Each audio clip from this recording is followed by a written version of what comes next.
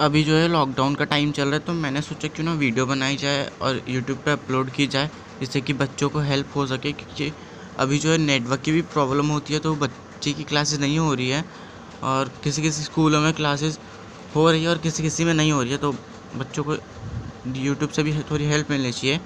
तो चलो चैप्टर शुरू करते हैं। आज हम करेंगे क्लास 10th का पहला चैप्टर, मैथ्स का, जो है रियल नंबर्स। इस चैप्टर में आपको कुछ बेसिक चीज़ें पता होनी चाहिए। तो चलो शुरू करते हैं। रियल नंबर कितने टाइप के? तो पहला है रैशनल नंबर्स और दूसरा है इरैशनल नंबर।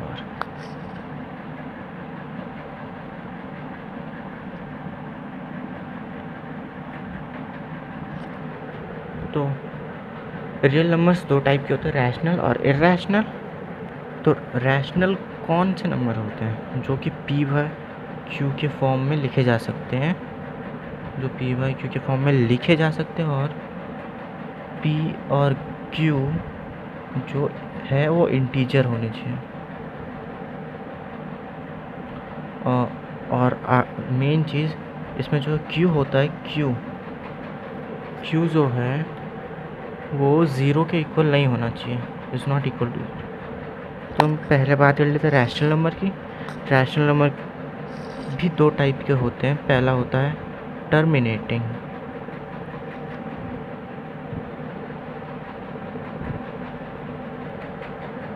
और दूसरा होता है non terminating. Non terminating but repeating.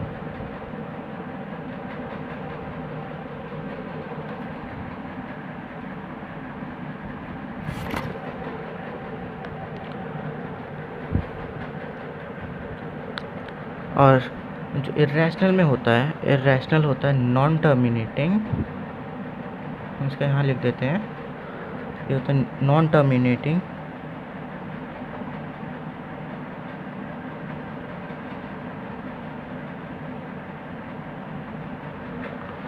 And non repeating.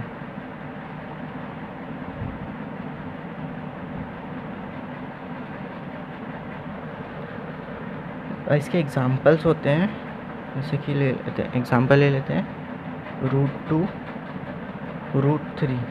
अगर आपने √4 लिख दिया तो √4 नहीं होगा, क्योंकि √4 को अगर हम खोलेंगे तो √2, तो मतलब कि वो 2 में कन्वर्ट हो जाएगा।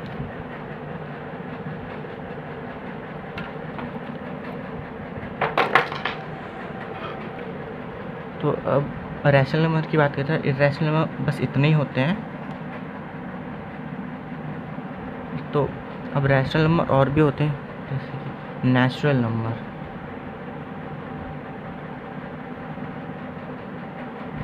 तो नेचुरल नंबर जनरली होते क्या हैं? जैसे 1 से शुरू होते हैं, 1 2 3 बियॉन्ड टू इन्फिनिटी। और फिर आता है होल नंबर। होल नंबर्स, तो होल नंबर्स क्या होते हैं? वो 0 से स्टार्ट होते हैं, 0 1 2 3 एंड टू इन्फिनिटी। अब आता है इंटीजर।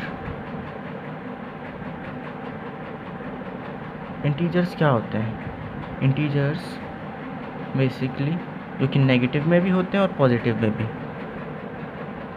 तो ये नेगेटिव में इन्फिनिटी से आते हैं, -2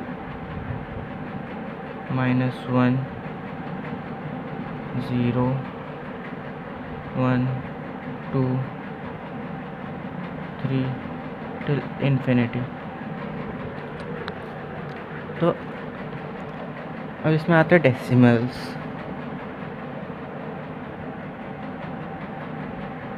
तो डेसिमल्स तो आपको पता ही है कि जो कि पॉइंट्स में आते हैं, 0.6 1.2, मतलब कि कुछ भी हो सकता है ऐसे। और अब बात करते हैं फ्रैक्शंस की। फ्रैक्शंस आपको पता है, जो कि जिसे हम अपॉन में लिख सकते हैं, जैसे कि 2/3 और 2/3 हो गया यहाँ पे। अगर आप 4/2 लिखोगे तो आप इसे काट भी सकते हो, इसे सिंपलेस्ट फॉर्म में भी कर सकते हो।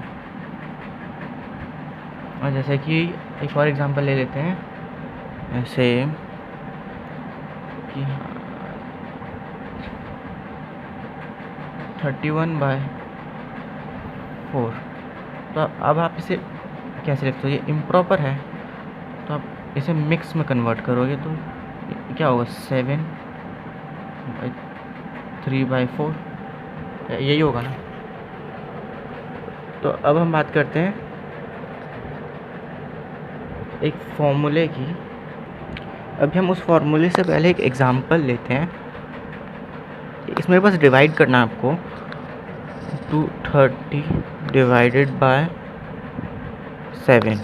जब हम इसे डिवाइड करेंगे 230, तो सिंपली डिवाइड करें, 7 3 यहाँ पे 20, यहाँ पे 2 14, रिमाइंडर 6 आ गया। तो जो ये वाला पार्ट होता है इसे हम क्या कहते हैं, इसे हम कहते हैं डिविडेंड।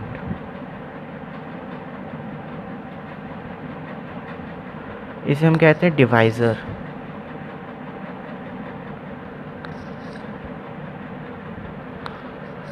ये जो होता है इसे हम कहते हैं क्वेश्चन।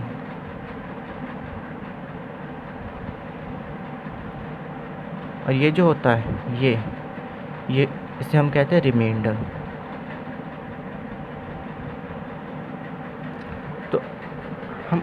तो आपने प्राइमरी में सीखा होगा कि जब डिवाइड करते हैं तो इसे चेक कैसे किया जाता है कि ये सही है नहीं है।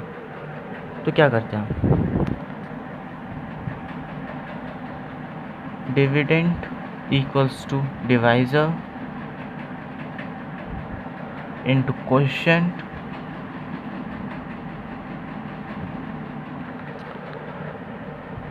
Plus reminder. तो क्या है, तो डिविडेंड क्या है यहाँ पे, 230 इक्वल्स टू डिवाइज़र क्या है 7 इंटू क्वोशिएंट 32 प्लस रिमाइंडर 6। अब हमें इसे चेक करना है तो हम इसे सिंपली सॉल्व करेंगे। सॉल्व करने पे जब हम 7 से इसकी मल्टीप्लाई करेंगे तो ये आएगा 224 प्लस 6। तो ये क्या आएगा 230। तो ये क्या होगा, ये जो हमने डिवाइड किया ये सही है। लेकिन इस चैप्टर में हम इसी फॉर्मूले को कुछ अलग मेथड से करेंगे। इसमें जो ये डिविडेंड है ये डिवाइज़र है। जैसे कि मैं आपके लिए लिख देता हूँ, dividend divisor into quotient plus reminder. तो देखो डिविडेंड को इसमें हम डिनोट करते हैं ए से, और डिवाइज़र को बी से, और क्वेश्चन को क्यू से, और रिमाइंडर को आर से। आर आप स्मॉल लिख सकते हो। तो ये है बेसिकली हमारा फॉर्मूला जो हम इस चैप्टर में यूज़ करेंगे। तो इसे ही यूक्लिड डिवीजन लेमा भी कहते हैं। यूक्लिड डिवीजन लेमा या फिर ईडीएल। तो इसमें सिंपली क्या होता है, इसमें आपको, तो इसमें बेसिकली होता क्या है, आपको दो पॉजिटिव इंटीजर दिए होते हैं ए और बी। डिविडेंड और डिवाइज़र इनमें से कोई एक भी दे हो सकते हैं जो कि यूनिक होता है, जो सेटिस्फाई करता है क्यू एंड आर को। तो simply a equals to b q plus r. इसमें आपने देखा इसमें कोई नया नहीं है, सिंपल है। लेकिन इसमें आपको एक चीज़ का ध्यान रखना है, इसमें एक और चीज़ होता है जो इसमें ज़ीरो है, ये जो आर है हमारा रिमाइंडर हमेशा ज़ीरो से बड़ा होगा या उसके बराबर होगा, लेकिन आपका जो डिवाइज़र है उससे छोटा होगा। इसे याद कर लेना क्योंकि ये बोर्ड एग्ज़ाम में पूछा जा चुका है। जैसे कि यहाँ पे देख सकते हो ये 7 है, ये डिवाइज़र है, तो डिवाइज़र से छोटा होगा रेडियस हमेशा। तो अब आते हैं एक्सरसाइज पर। ये फर्स्ट एक्सरसाइज है, पहला क्वेश्चन आपको स्क्रीन पे दिख रहा होगा। Use Euclid division algorithm to find the HCF of. First part दे रखा है, सेकंड, इसमें 3 पार्ट दे रखे हैं, तो हम अभी सिंपली फर्स्ट पार्ट करेंगे। तो फर्स्ट पार्ट है 135 और 225। तो इसमें आपको सिंपली डिवाइड करना है, लेकिन एक चीज़ ध्यान रहे, डिवाइड आप बड़े नंबर को डिवाइड करोगे छोटे नंबर से। तो इस केस में आपका जो 225 है, ये जो है ये आपका डिविडेंड बन जाएगा और ये जो है ये डिवाइज़र बन जाएगा। तो अब इसे सॉल्व करते हैं। 135 डिवाइडेड बाय 225, तो हम सिंपली ये एक बार में जाएगा 190। इसमें आपको ये ध्यान रखना है कि जब तक इसका रिमाइंडर 0 ना आ जाए तब तक आपको इसे डिवाइड करते ही जाना है। तो अब यहाँ पे रिमाइंडर 90 आया है, तो आपको ये जो यहाँ पे अभी आपका डिवाइज़र था, तो अब ये यहाँ पे डिविडेंड बनेगा और जो रिमाइंडर था अब ये यहाँ पे डिवाइज़र बनेगा। क्योंकि ये लॉन्ग डिवीज़न तो आपने प्राइमरी में भी किया होगा। तो यहाँ पे 90 में ही जाएगा, 1 आ जाएगा, 45, 90, यहाँ पे 2 बार में जाएगा, तो रिमाइंडर 0 आ गया है। तो अब आपको इसे क्वेश्चन में आपसे पूछा था क्या कि इसे यूक्लिड डिवीजन एल्गोरिथम से फाइंड करो, उस मेथड से। तो ये डिवाइड जो अभी हमने किया है, ये ज़रूरी नहीं है कि आप करो, अगर आप मेंटली कर सकते हो तो आप कर सकते हो। लेकिन ये डिवाइड जो अभी हमने किया है डिवीज़न, ये करोगे तो सही रहेगा, आपका क्वेश्चन आराम से हो जाएगा। तो देखो इसमें सिंपली हमें करना क्या है, जो मैंने आपको अभी बताया था, जैसे 225 इक्वल्स टू 135 इंटू 90 प्लस 1, नहीं यहाँ पे इंटू 1 आएगा, सॉरी, यहाँ 90। तो हमने सिंपली क्या किया, divisor is equals to dividend, dividend is equals to divisor into question plus reminder, हमने यही किया। तो एक फिर इसी को रिपीट करेंगे। तो इसमें क्या आया, इसमें डिविडेंड क्या आया 135 को लिखेंगे यहाँ पे, फिर यहाँ पे 90, ये यहाँ आ जाएगा, फिर इंटू 1 प्लस 45, वैसे सिंपली करेंगे 90। अब डिवाइज़र बन जाए, डिविडेंड बन जाएगा, और फिर यहाँ पे 45 आएगा, तो 45 से इंटू 2 प्लस 0। तो इसमें जब आपका 0 आ गया, तो ये जो यहाँ पे जो ये 45 है, जिसने अभी डिवाइज़र की जगह ले रखी है, तो आपका HCF ये ही होगा। आपको सिंपली लास्ट स्टेटमेंट लिख लेना है, देयरफॉर द HCF इज़ 45। तो फर्स्ट पार्ट कंप्लीट। अब आते हैं सेकंड पार्ट पे। तो सेकंड पार्ट आपको दे रखा है 196 and 38220। मतलब कि 38,220। इसमें बहुत से बच्चे कंफ्यूज भी हो जाते हैं और बहुत से नहीं होते हैं।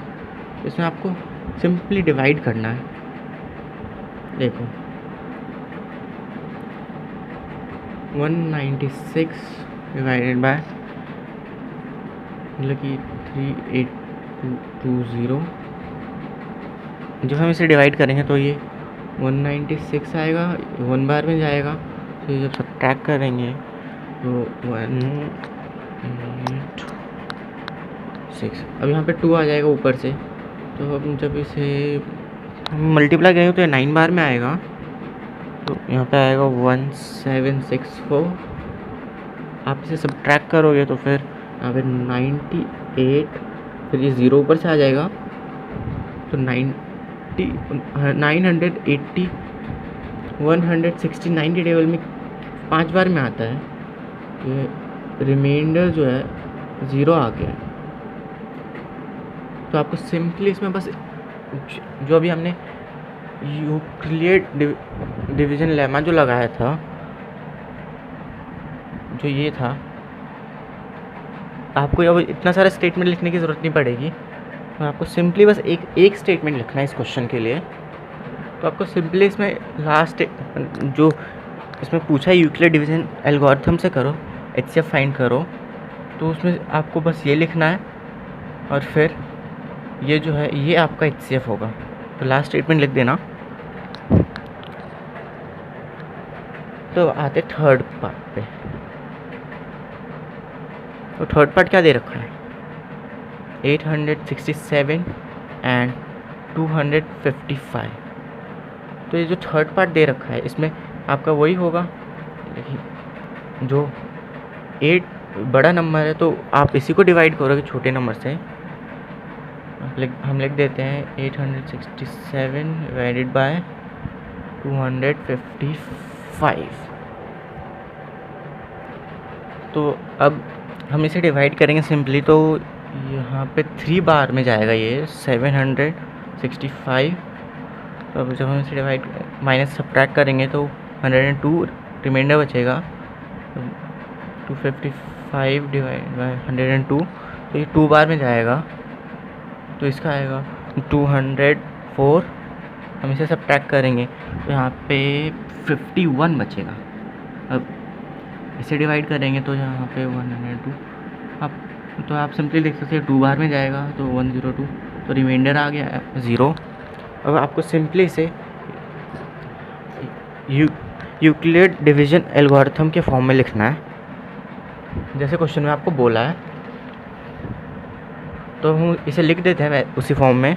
तो क्या आएगा पहले 867 इज इक्वल्स टू 255 इंटू 100 नहीं, यहाँ पे 3 आएगा प्लस रिमाइंडर। वैसे इसमें वो 255 इक्वल्स टू 102 इंटू 2 प्लस 51। तो अब लास्ट में 102 equals to 51 into 2 plus reminder. तो अब सिंपली ये हमने लिख दिया है। आपको लास्ट स्टेटमेंट लिखना है, therefore the HCF is 51।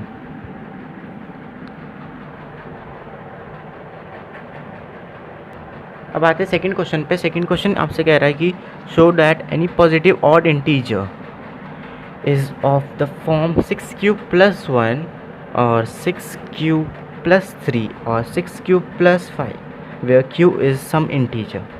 तो इसमें आपको सिंपली क्वेश्चन में क्या कह रहा है कि आपको odd integer, positive odd integer ढूंढने हैं जो कि इस फॉर्म में, मतलब कि आपको शो करना है, प्रूव करना है 6 क्यूब प्लस 1 के फॉर्म में हो या 6 क्यूब प्लस 3 और 6 क्यूब प्लस 5 के फॉर्म में हो। आपको सिंपली एक जर्नल स्टेटमेंट लिखनी है, A and B equals to 6, they exist unique Q and R। तो आप ये पूछोगे यहाँ 6 क्यों आया, B equals to 6 क्यों लिखा है। जब आप क्वेश्चन पर, अभी मैं आपको आपने क्वेश्चन में पढ़ा कि वो 6 क्यूब प्लस 1, और 6Q+3। तो ये Q क्या है? क्वेश्चन, और क्वेश्चन के साथ मल्टीप्लाई में क्या आता है? तो ये B आता है, जो कि होता है डिवाइज़र। तो इसीलिए यहाँ पे हमें B की वैल्यू पता चल गई है, जैसे कि मैं अभी आपको बताऊँगा। तो देखो A = BQ+R। यहाँ पे आपको कॉमा डाल के उसे भी लिखना कि रिमाइंडर 0 के इक्वल होगा या उससे बड़ा, लेकिन B से छोटा होगा, मतलब कि डिवाइज़र से छोटा होगा। तो अब हम यहाँ पे वैल्यू डालेंगे A = 6Q+R। तो 6Q था क्वेश्चन में, यहाँ पे हम 0, रिमाइंडर 0 से बड़ा होगा और या उसके इक्वल होगा, लेकिन इस केस में 6 से छोटा होगा। 0 से लेकर 5 के बीच में इसका 0 से लेकर 5 के बीच में इसका सॉल्यूशन होगा। तो अब हम इसे सॉल्व करते हैं सिंपली।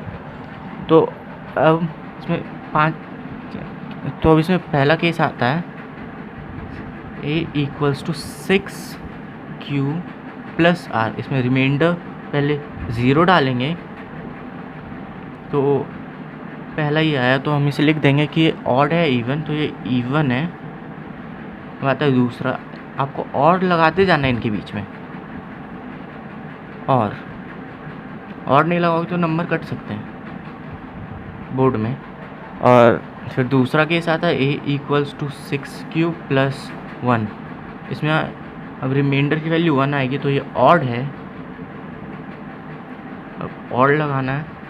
अब थर्ड केस, तो थर्ड में A = 6Q+2, तो ये इवन है, ऑड लगाना ज़रूरी है।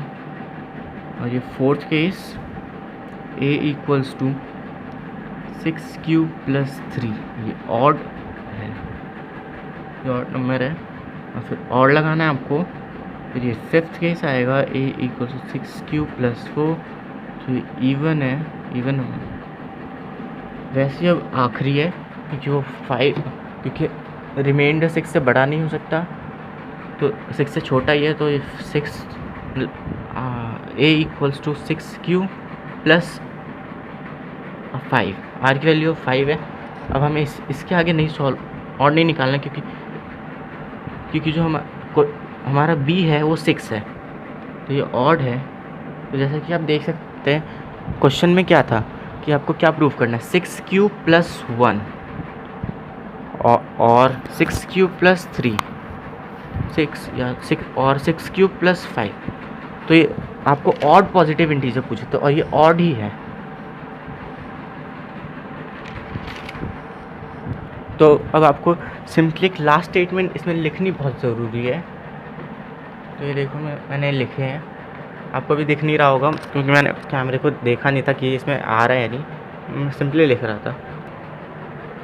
तो अब देखो इसमें लास्ट स्टेटमेंट जो है वो बहुत ज़रूरी है, वरना आपके नंबर जो है यूं ही उड़ जाएंगे एग्ज़ाम में।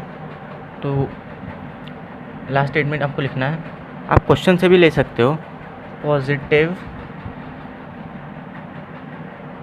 ऑड इंटीजर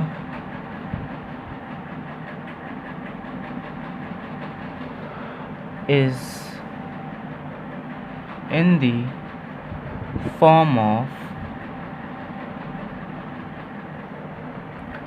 6Q+1 और 6Q+3 और 6Q+5।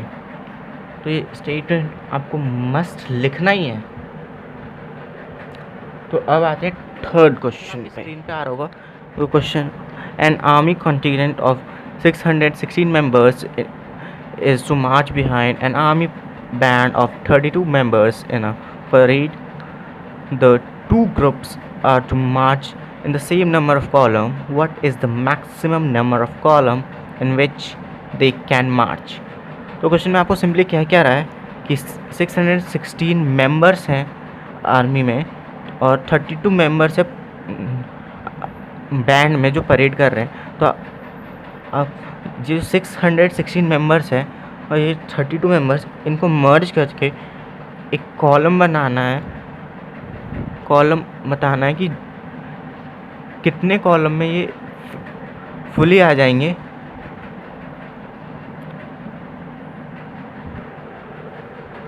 तो आपको इसमें बताना बेसिकली ये है कि वो कितने आपको ज़्यादा नंबर बताना है, ज़्यादा नंबर ऑफ कॉलम्स जिसमें ये मार्च कर पाएंगे। तो आपको सिंपली ये क्वेश्चन बहुत ही सिंपल है। इसमें बस आपको आप मुझे इसका कुछ इसमें क्या होगा ये कमेंट करके बताओ। उसके बाद मैं आपको ये क्वेश्चन कराऊंगा। तो इसमें सिंपली आपको डिवाइड करना है। तो आप 616 को डिवाइड करोगे 32 से तो क्या होगा। तो अब जब डिवाइड करोगे तो 19 बार में 608 आएगा। आप इसे सब्ट्रैक्ट करोगे तो यहाँ पे 8 आएगा। तो अब यहाँ पे 32 को डिवाइड करेंगे तो 8 4 जा 32 होता है। तो 32 0। आपको सिंपली इसे उसी फॉर्म में लिखना है जिस फॉर्म में आपने पहले क्वेश्चन को लिखा था, यूक्लिड्स डिवीज़न एल्गोरिथम के फॉर्म में। तो यहाँ पे 616 इक्वल्स टू 32 इंटू 19 प्लस 8 और 32 इक्वल्स टू 8 इंटू 4 प्लस 0। तो इसका तो ये मतलब कि ये मैक्सिमम नंबर ऑफ कॉलम्स 8 होंगे। तो आपको लास्ट स्टेटमेंट लिखनी है, therefore 8 is the maximum number of column।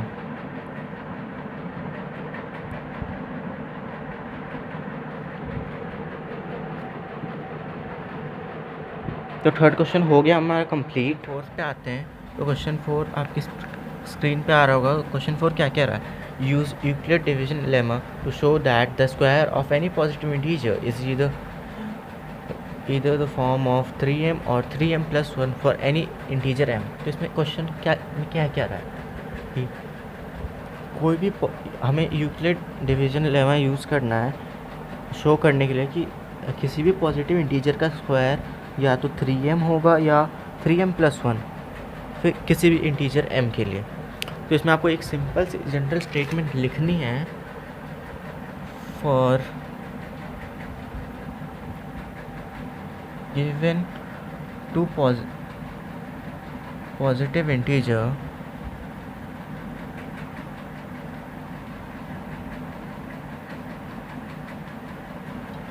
a and b equals to 3, they exist unique q and r। तो अब आपको ये डाउट होगा ये b इक्वल्स टू 3 कहाँ से आ गया। तो आपको क्वेश्चन में दे रखा है, देखो 3m जो है 3, बेसिकली m कोई भी एक इंटीजर है तो 3m plus 1। तो आपका ये फॉर्मूला क्या है, a equals to b q plus r और ये है रिमाइंडर 0 से बड़ा होगा या उसका इक्वल होगा लेकिन b से छोटा होगा। b मतलब कि इसमें जो ये है जो आपको क्वेश्चन में दे रखा था कि जैसे कि क्वेश्चन में आपको क्या दे रखा है 3m और 3m plus 1 तो 3m। तो ये प्लस यहाँ पे रिमाइंडर में आ रहा है, प्लस रिमाइंडर ये 3m। तो रिमाइंडर से पहले बी क्यू आ रहा है तो ये m को हम q मानेंगे और ये 3 जो है 3 b है। तो हम अगले स्टेटमेंट लिखेंगे a equals to 3q plus r और यहाँ पे क्या आएगा r है। तो यहाँ पे रिमाइंडर जो है 0 के बराबर होगा या उससे बड़ा, लेकिन यहाँ पे 3 से छोटा होगा। तो ये बात आपको समझ में आ गई है। तो हम आगे बढ़ते हैं। तो जैसा कि अभी हमने सेकंड क्वेश्चन में किया था एकदम वैसे ही, बस थोड़ा सा अलग है। उसमें हमने स्क्वायर ऐड नहीं किया था, इसमें हमें स्क्वायर करना है ये क्वेश्चन में कह रहा है। तो इसमें 3 केसेस बनेंगे। तो पहला a equals to 3q plus remainder जो 0 आएगा, तो यहाँ पे क्या आएगा 3q ए इक्वल्स टू। अब हमें दोनों साइड स्क्वायर करना है जैसे क्वेश्चन में बोल रखा है, तो यहाँ पे ए स्क्वायर इक्वल्स टू 3q का स्क्वायर, यहाँ a square equals to 9q square. तो इसमें हमें इस साइड से 9q का स्क्वायर से हमें 3 कॉमन निकाल लेना है। 3 कॉमन ले लिया तो अंदर क्या बचा 3q स्क्वायर, है ना। तो ये जो है ये ब्रैकेट में है, हम इसे कोई भी एक इंटीजर मान लेंगे। सपोज हमने इसे m मान लिया, तो ये 3m हुआ। ये क्वेश्चन में दे रखा है, अभी भी हमने क्वेश्चन पढ़ा था, तो उसमें क्वेश्चन में क्या दे रखा था, for some integer m last में, तो हमने इस इंटीजर को m मान लिया। और फिर सेकंड केस करेंगे, यहाँ और लगाना ज़रूरी है। Second case a equals to 3q plus 1, तो रिमाइंडर की वैल्यू 1 आई है, दोनों साइड स्क्वायर करेंगे, तो a square equals to 3q plus 1 का होल स्क्वायर। तो ये इसे खोलेंगे तो यहाँ 9q स्क्वायर प्लस 1 का स्क्वायर 1 होता है, प्लस 2ab, तो यहाँ पे 6q आ जाएगा। तो अब हमें इसमें से आपको ये क्वेश्चन नहीं दिख रहा होगा, एक सेकेंड में इसे ऊपर कर देता हूँ। हाँ, अब आपको अच्छे से दिख रहा होगा। तो हम इस क्वेश्चन में से भी कॉमन लेंगे, ये जो ये पार्ट है इसमें से और इसमें से, तो इसमें से कॉमन आएगा 3, हम इसे ब्रैकेट में लिखेंगे 9, हाँ यहाँ पे 3 और यहाँ पे 9 के टेबल 9 3 बार में आता है, 3 के टेबल में 9q square plus 2q plus 1, क्योंकि ये बचा है इसलिए हमने 1 लिखा है। और यहाँ पे फिर हम इसे भी m मान लेंगे, तो क्या आएगा 3m प्लस 1। और अब आएगा थर्ड केस, तो थर्ड केस करेंगे, और ये रहा अब third case a equals to 3q plus 2। अब रिमाइंडर 2 आएगा, ये हम लास्ट केस होगा a स्क्वायर। अब दोनों साइड स्क्वायर करेंगे तो हम इसे सिंपली डायरेक्ट खोल सकते हैं, तो 9q स्क्वायर प्लस 2 का स्क्वायर 4 होता है, और 2ab 12q होगा। अब हमें इधर से भी कॉमन लेना है, तो हम तो इसमें आप बहुत कंफ्यूज हो गए, इसमें बहुत सारे बच्चे कंफ्यूज हो जाते हैं। तो इसमें आपको सिंपली से अरेंज करना है, 4 को आपको तोड़ना है, ब्रेक करना है। इसकी 9q स्क्वायर है प्लस आप 12q लिख दो, प्लस 3 प्लस 1, 4 को हमने 3 प्लस 1 में लिख दिया। अब हम इससे कॉमन लेंगे, यहाँ 3 आएगा कॉमन, तो 3 यहाँ पे 3q square plus 4q plus 1 plus 1, तो यहाँ पे क्या आएगा 3m, इसे भी हम इंटीजर मानेंगे, प्लस 1। तो ये तो जैसे कि हमें क्वेश्चन में दिया था कि हमें शो करना है square of positive integers, square of any integer वो होने चाहिए 3m या 3m प्लस 1 की फॉर्म में होने चाहिए। तो हमने प्रूव कर दिया है, और लास्ट स्टेटमेंट लिखना है, तो square of integer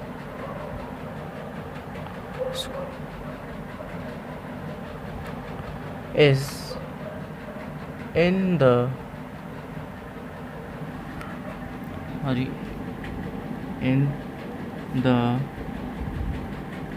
form of 3m और 3m प्लस 1। अब बढ़ते हैं 5th क्वेश्चन पे, जो कि एक्सरसाइज का लास्ट क्वेश्चन है। तो क्वेश्चन आपके स्क्रीन पे आ रहा होगा। 5th क्वेश्चन क्या कह रहा है, use Euclid's division lemma to show that the cube of any positive integer is of the form of 9m और 9m+1 और 9m+8। तो ये सिंपली फोर्थ क्वेश्चन की तरह ही है, बस इसमें एक चीज़ डिफरेंस है, उसमें स्क्वायर था फोर्थ क्वेश्चन में, इसमें क्यूब है। तो आपको सिंपली वो वही स्टेटमेंट, जनरल स्टेटमेंट लिखनी है जो हमने पिछले क्वेश्चन में लिखा था। तो मैंने ये लिख दिया है, जिससे कि वीडियो बहुत ज़्यादा लंबी ना हो जाए। तो आपको ये स्टेटमेंट लिखना है, for given two positive integer a and b = 3 there exist unique q है ना, तो आपको वही फॉर्मूला लिख लेना है। तो आप ये यहाँ b = 3 क्यों आया, तो यहाँ पे 9m+1 दे रखा था, तो 9 क्या होगा, जैसे कि वो इस फॉर्म में दे रखा था, ये इस फॉर्म में। तो m को हमने m बन जाएगा इस फॉर्म में, जैसे उसने क्वेश्चन में दे रखा है, और +1 या +8 r है, और b की वैल्यू 9 है। तो अगली स्टेटमेंट क्या होगा, तो यहाँ पे b की जगह 9q + r, यहाँ रिमाइंडर 0 से बड़ा होगा, लेकिन 9 से छोटा होगा।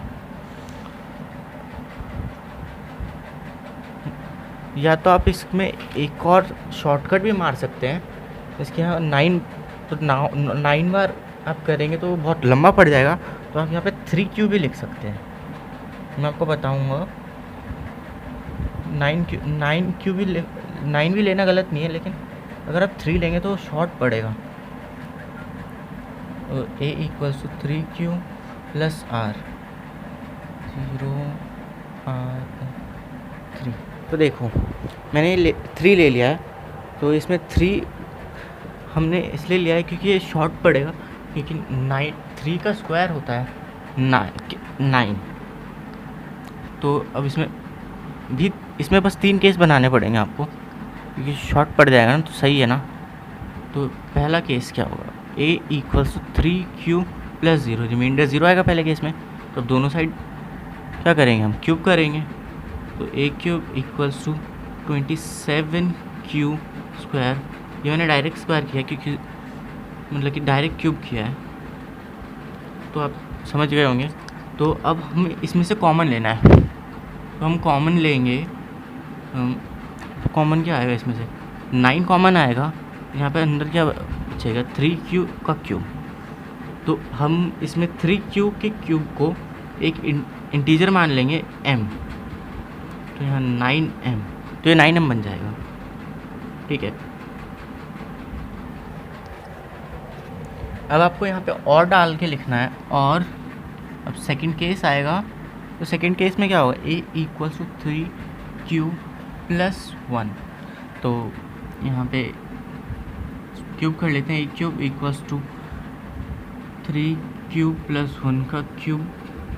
तो क्या इसको खोलेंगे हम, तो यहाँ आएगा 27q³ + 27q² + 9 + 1। तो मैंने इसे डायरेक्ट किया है। आपको इसका फॉर्मूला, इस आइडेंटिटी का फॉर्मूला पता होना चाहिए, तभी आप इसे सॉल्व कर पाओगे, ठीक है।